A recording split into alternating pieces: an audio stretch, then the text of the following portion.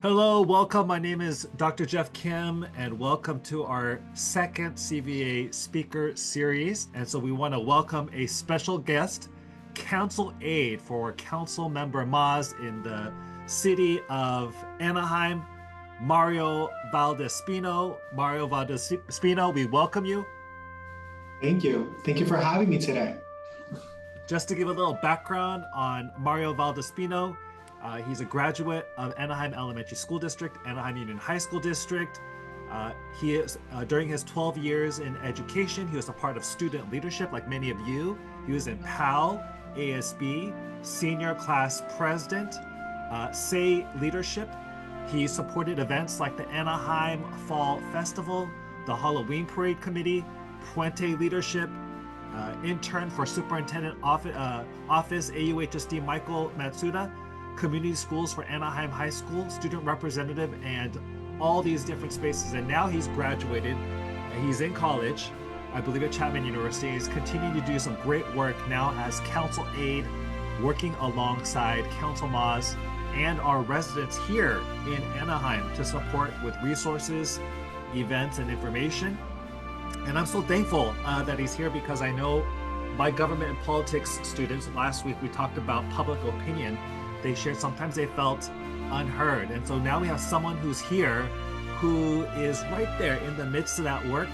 Mr. Valdespino, I just want to go ahead and give a little breakdown for today, and then we'll go ahead and get started. So in this speaker session, there'll be three parts. The first part will be kind of a quick intro where you have a chance to share your own story. The second part will be kind of like the main course where we'll go through a series of questions. And then the third part will be the conclusion where you give a challenge to our students with the wisdom and compassion that you have. So let's go ahead and begin with that first part. Would you be able to tell us a little bit about your journey, your AOHSD story to becoming then later a council aide in the city of Anaheim for an elected official? Yeah, so of course I am, and as Dr. Kim mentioned, I am an AESD, which is Anaheim Elementary School District alumni. I went to Olive Street Elementary for my preschool and kinder, and then Thomas Jefferson Elementary for first through sixth grade. And then from there, I went to South Junior High School for middle school, which is my seventh and eighth. And then for high school, I went to Anaheim Union High School, or Anaheim High School, for my 9th through 12th. Now, the story starts with my AUHSD at South. I had a wonderful teacher named Dr. B. My seventh grade, I joined PAL, which is Peer Assistant Leadership. From there, I became the seventh grade vice president. It was this whole application process and interview process, and I was unfortunate enough to become appointed for that seventh grade vice president position. Then in eighth grade is when I really became more of a school-wide representative. So I was part of our safety committee at South Junior High School. I did a lot for our school, just representing it. So like going to open house and back to school night and just walking around with our principal, who's a principal at the time, Mr. Romero. And then from there, COVID hit, right, in March. So I didn't get to finish my eighth grade or start my ninth grade experience at Anaheim High School. But that, of course, did not stop me. In ninth grade, I was part of this program called Puente, and some of you might be part of that. But Puente is this program basically built upon from Berkeley University, this English course class for your ninth and 10th grade class, being able to put yourself in the right shoes, being able to lead you into college. And then from there in ninth grade, my teacher, Miss Keen, asked me if I wanted to become part of our ninth grade representative. And I said, sure. So I was one of two, our ninth grade representatives during COVID. Then from there, doors started opening when I was going into 10th grade. So then I became the 10th grade class representative for that. And then from there, I joined Project Say. I was part of Project Say for 6 years in total. 3 out of those 6 years, I was part of our cabinet. So my first year, I was just a student representative. And then my last 2 years, I was known as the co-chair, which was basically our president, alongside with another friendly student colleague of mine. And then from there, 11th grade, I then became into our vice president representative for Puente. I then was connected with our community schools, which is recently new to our district, but Anaheim High School and Sycamore Junior High were one of our initiative schools that we had for our district on community schools. And I was fortunate enough to be part of that building structure at Anaheim High School, being able to be that student representative, attending our school, community school meetings that we had, just being able to be that student voice. And then in 12th grade, I was asked by my peer if I should be part of, or I should apply to be part of senior class cabinet. So I did. I was their treasurer for senior class cabinet. And from there, I became president for Puente. I was still a student representative for our Anaheim Community Schools. At that time, we were actually opening up a pantry at Anaheim High School. And this pantry was just another resource for our families to be able to get food for those who struggled a little more financially. And during the grand opening, I did a speech of just being able to see the students' perspective and how much has this impacted me. And our superintendent, Michael Matsuda, was actually there, and he said, "Hey, I want to have this conversation with you of potentially being an intern for me and see where we can do with that." So I had a wonderful conversation with Michael Matsuda, and being able to be his intern for a whole school year. My mission of his as his intern was just being able to have students register to vote, especially because it was during an election year, and he just wanted students to not worry about not being able to register, where class was actually that time to be able to register. So we got over 1,000 students to be able to register at Anaheim High School, which is awesome. And I know I passed down the torch to some student colleagues of mine to be able to continue that district wide, and hopefully that was able to be accomplished. And yeah, that was my senior journey. I continued still with Project Say in Puente. And then from there, I graduated high school. And now I am part of Chapman University. I am studying political science. In my first few months at Chapman, I was trying to see how I can get involved. And some of my coworkers, actually, I was at an event that's coming up, our Anaheim Halloween Fall Festival Parade. I saw them and they were, "Hey, it's an election year. Maybe you should check out who's running for election, and whoever wins, maybe you can work for them." And I pushed it aside. And then from a few weeks later, I was like, "Hey, about that position, how can I reach out and be that connection?" So I reached out to elected Councilmember Kristen Moss for District 5. And I reached out to her and said, "Hey, can we sit down and have a conversation?" And I basically gave this whole entire explanation, much more into detail of what I just gave you, of all the journey I did from high school, being able to graduate with over 1,500 community service hours, and all the programs I was part of. And Councilmember Moss said, "Well, I want you as my council aide to be able to represent our youth in District 5. So from there, I was hired, I guess, or appointed by Councilmember Moss to be her council aide. So now currently my position as council aide, I help her try to connect as much with our schools within District 5, and as well with our homelessness. Of course, Anaheim is one of those places with homelessness being around us, and that's because of how much service we have and provide to our homeless community or our unhoused community. So of course, we try to be that support system, and I'm just that other bridge to Councilmember Moss, being able to inform her on any updates that's going on with our unhoused community and as well with our school community. Wow, Mario, thank you so much for sharing just a little bit of your story. And this touches deeply for all of us, right? Because he's a fellow Anaheim Union High School District alumni, one of our very own, someone who said yes to so many of the opportunities that you also said yes to. And look where he's taking it now. And look how he took the initiative to reach out, just respecting that so much. I have now about five rapid fire style questions for you, Mario. And we are the bees here. And actually, this class actually incorporates students from all across the district, but through our e-learning class at Cambridge, we're able to offer this. And so the first question of the five is what's what's the hive or community that shaped who you are today? Who do you build your hive with? What are the places and people or practices that renew your energy? I think my hive or community that really helped me be where I am today, first and foremost, my family. They're very much supportive at anything I did. Of course, I made them aware of everything I was part of, and they said, "How do you do it?" And I said, "That's a great question."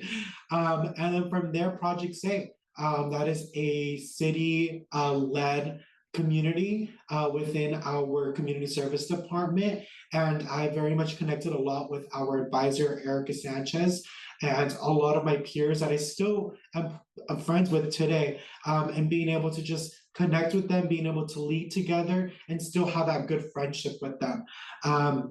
And as well, part of the biggest family I've ever had is our AUHSD family. I mean, I've known you, Dr. Kim, since seventh grade, which goes a while back, around 6 to 7 years now.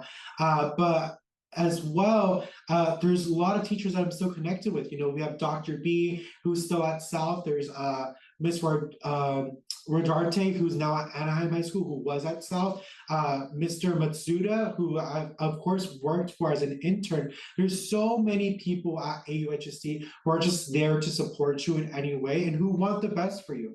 I mean, that's the whole motto of AUHSD, is that unlimited you. And I think as a community, you want to be able to have that support system. And those are your teachers, those are your student peers, those are your colleagues, you know, that you're working with. So I think that's the community or hive that I had, is the people that I surrounded myself with. I think that's a key point there. The people that you surrounded yourself with, you just are a person that knows how to, whichever space you're in, build community. I know that one of the teachers here at CVA, when I said, "Oh, it's going to be Mario Valdespino," they go, "I know him. He went to Anaheim High School." Like they knew you, even though you weren't even their student, like directly, you know. So you were making definitely an impact on your campus. So we move to community, and we know that sometimes in our work we face challenges, setbacks, but sometimes those experiences can be an opportunity for a resilience. Do you have a sting in your life, a sting that you was a setback or a challenge but taught you something? Yeah, I think it would be my senior year of how many times I said yes to opportunities. And then I got really piled up with work.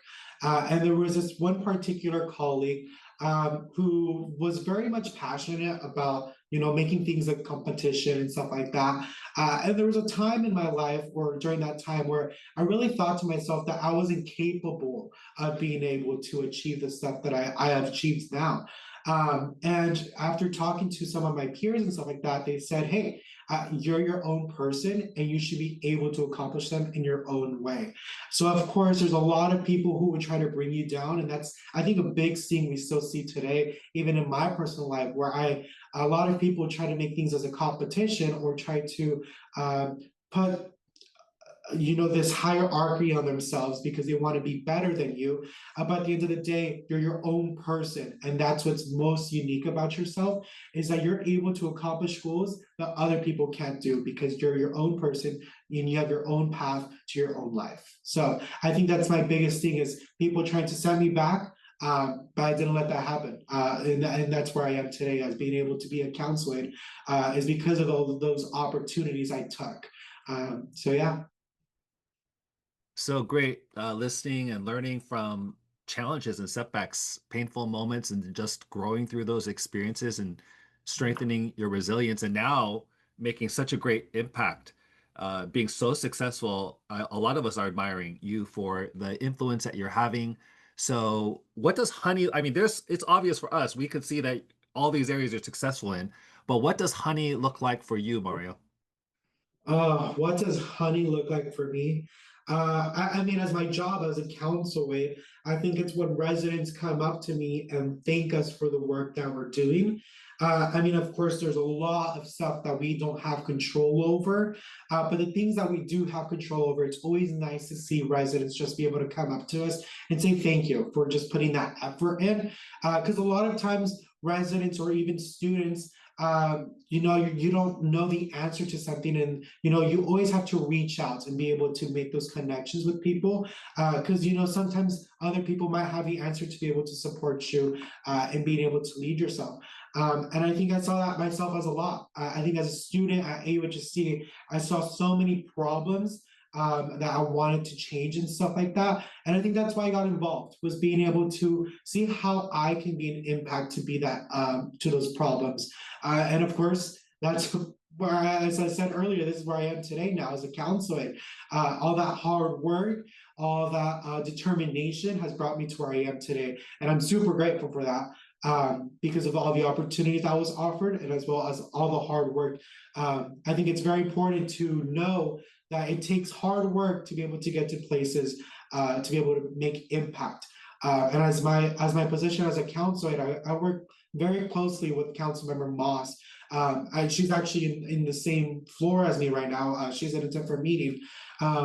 But it's nice to have that feeling that I'm able to talk to my council member and say, hey, this is what residents are saying, or this is what students are saying, or this is what I'm seeing. How can we do a difference?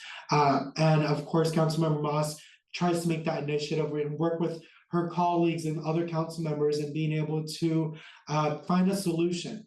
So I think that's the honey, is being able to know that after that hard work, there's this beautiful success coming to the finish line. I love that. Just the honey is the thank you from another person. And when you experience some of that pain, the problems, Yeah. there are two ways you could go.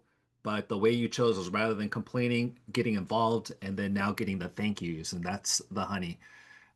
It could be a local issue. Maybe it's a global issue that you care about deeply. I know you talked about the unhoused, but maybe there's some other issues. Is there an issue that if we could swarm with innovative solutions, like you wish we could really do something about this one issue that you're particularly passionate about?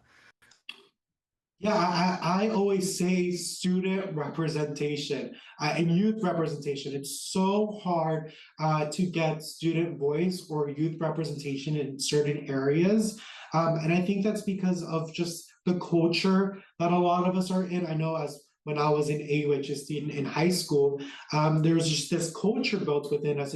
It's either you're part of the cool kids club who don't really voice themselves, or you're in the opposite end of people who do voice themselves or are in this leadership position and stuff like that.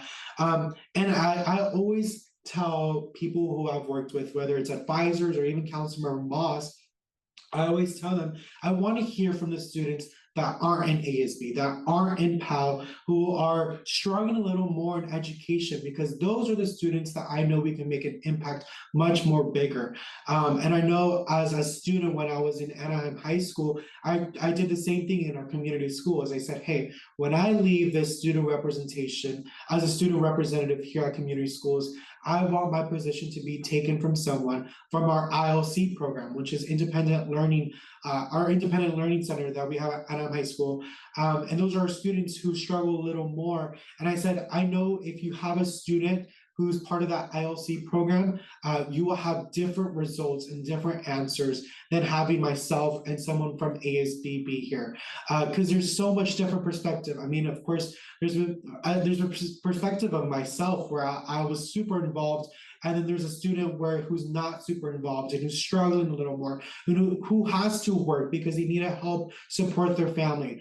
So that's the biggest issue. And I still talk to this day with our council member, is how can we get student involvement so much more? And I know with events coming up and stuff like that, we have a lot of volunteer opportunities for just people to want to volunteer. I know myself and Councilmember Moss were at Catella High School, and we were saying, hey, how can we do a youth forum, and where we can have students from any group, whether they're part of ASB or not, or if they're struggling a little more in education, how can we have them all in one room and just ask questions, and we are able to sit there and answer them, and if we're not able to answer them, how we're able to get back to them. So yeah, I think that's like my biggest challenge, or challenge or thing I've been wanting to work on, is trying to get student voice and youth involvement so much in a greater aspect than just in our ASB leadership or student council and stuff like that. I love how you mentioned student voice, and once we can draw that out, the student voice and students being able to talk about things that they're passionate about, I've heard that that student voice then leads to student agency. Like, oh, it's not just an idea that I can't do something about. It's I can actually do something about this. And Mario, you have a lot of experience in knowing how to use your student voice and getting in. What would you say to somebody who has something to say, but they just don't know where to say or how to say it? How do they begin to get that student voice out? Yeah, I mean, you're for myself, I was a very introverted person actually, which doesn't seem like it. When you meet me in person, I am very outgoing. But when I started in leadership, I was very introverted and not really, going up to my advisors or going up to people and saying, "Hey, this is a concern. How can we change this?" And I think it takes yourself to be able to push yourself out of that bubble and say, hey, today is a day where I'm going to be that change. There's this big motto since sixth grade, and I still use it today in some of my, I have it as my signature on my personal email. It says, if it doesn't challenge you, it won't change you. And that's stuck with me since sixth grade. My teacher, Miss McChristy, she would always tell us that. And I see that today to myself. I say, hey, how can I push myself to be the challenge or to be able to change that challenge? And I think as student leaders, or if you want to become a student leader, just step out of your bubble. It's okay to be uncomfortable. It's okay to have questions.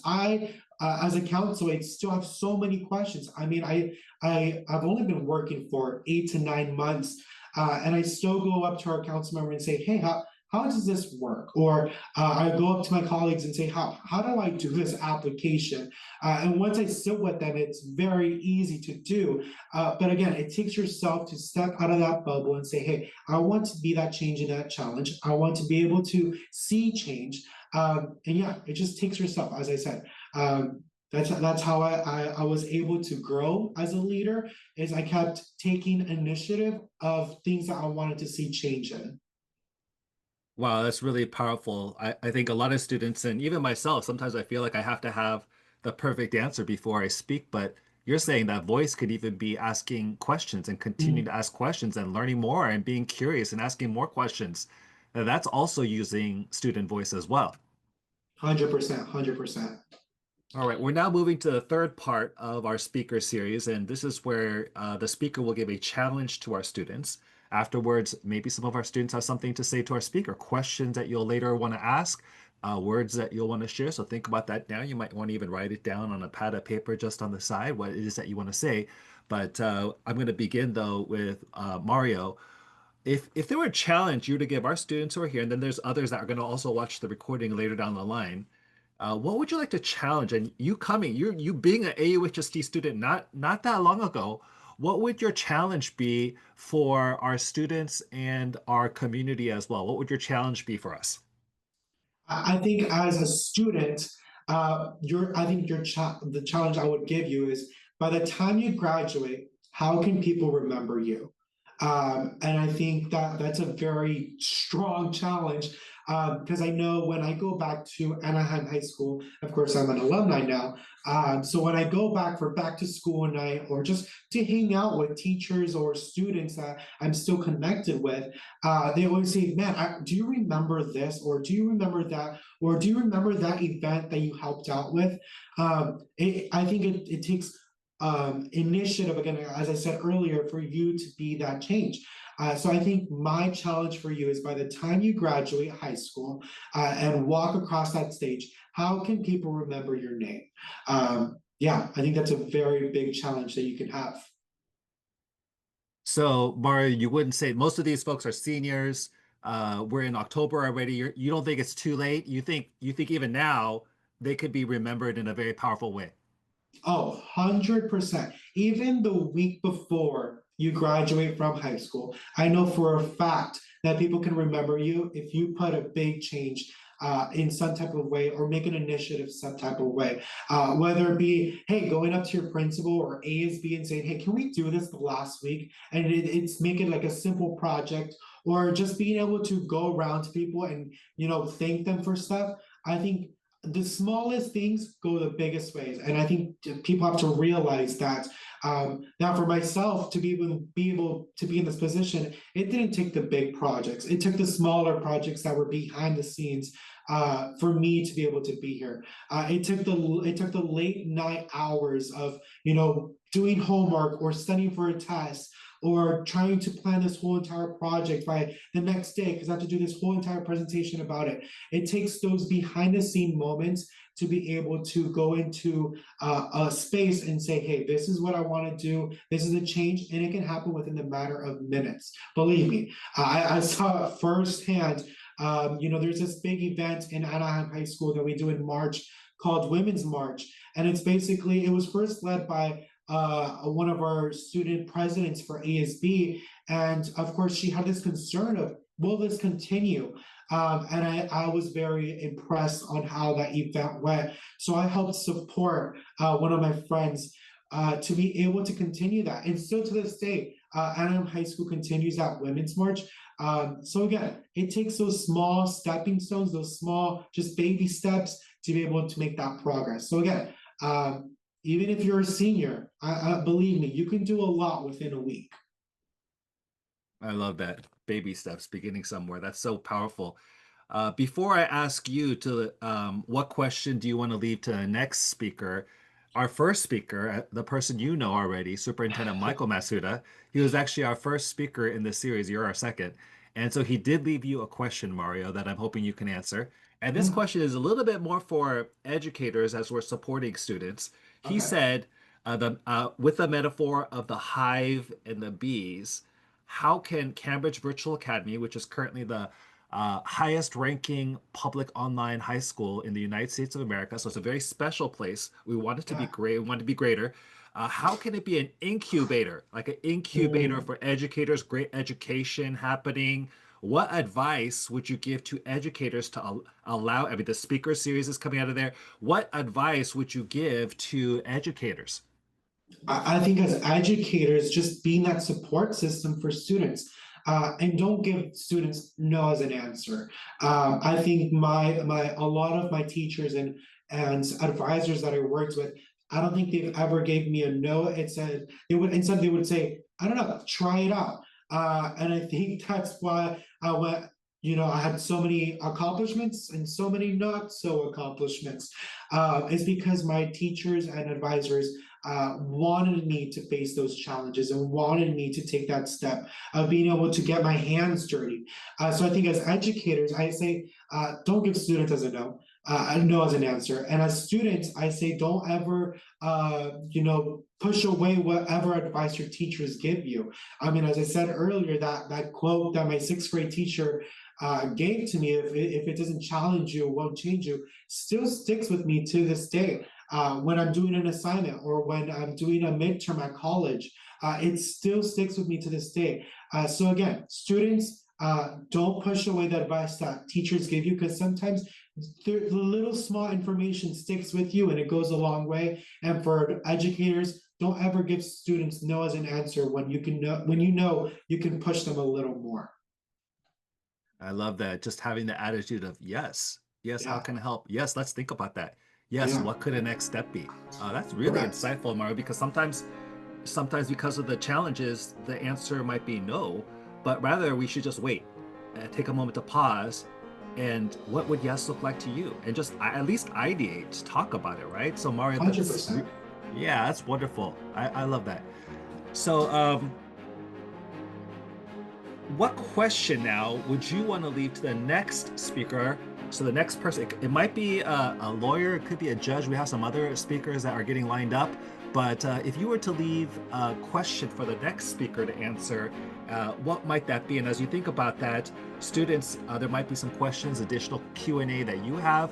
We don't get the chance every day to talk to Council Aide. You have so many questions where we're in breakout sessions. This could be your opportunity to ask some of those questions. So that's just going to be in a little bit. But Mario, what is that question you want to leave to the next speaker? I think as CVA, I would give the question I would give to the next speaker would be, how can students push themselves? and be able to be that change. Because I said that a lot, and I know there's so much experience and wisdom for the speakers that are coming up next. I know that for a fact. But of course, it's very hard to explain to a student how they can be that change. So I think, yeah, that would be a good question: is how can you push students, or how can you challenge students to be that change?